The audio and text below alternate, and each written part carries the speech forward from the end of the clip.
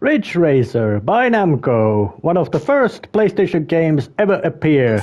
And it is a very simple, you could say, racing game, as in that you have a racetrack, you got some special options of like there's tracks, difficulty speeds, difficulty settings which you are actually explained what they do. And then you got the automatic transmissions, selections, basic options. Nothing really, you could say, unusual. I would say that the car racing games are quite good tech demo games for new systems. So let's just race and see how far do I get. And I have never played Ridge Racer. I have played arcade style racing games before, but not Ridge Racer. But I would say that, yeah, there's a racetrack woman with a nice polygons. You can switch cameras. There's an announcer, bends, all kind of things in the track. So let's just try to get. Oh yeah, you can bump into things. Yep, it's an arcade style racing game.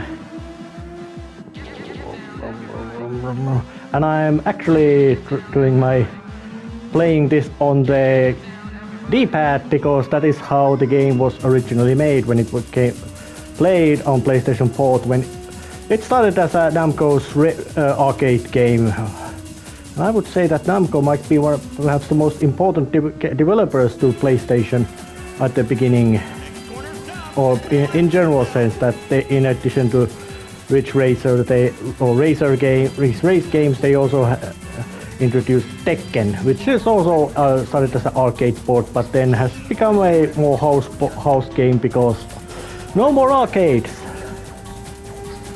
And those which are tend to follow much more in the close of retro game. When out of control. But the controls are simple. You steer, you press gas. That's very much all you can do. Come on, that one's gotta...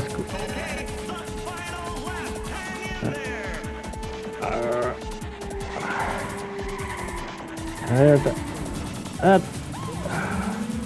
is very slippery. And you even have a time limit telling that how long you can actually drive before you reach the qualification.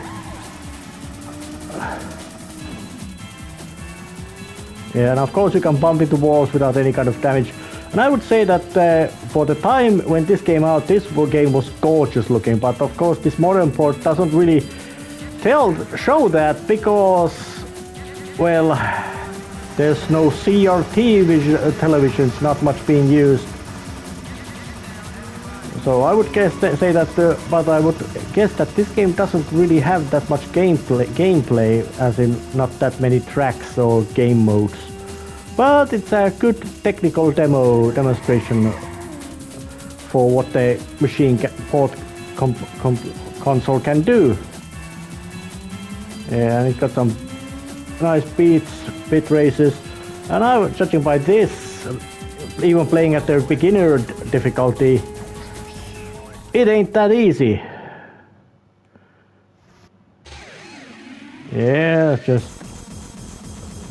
give us maybe the show, and there's also quite nice little advertisement text on those cars. Yeah. So what it says. Can I get to drive another race?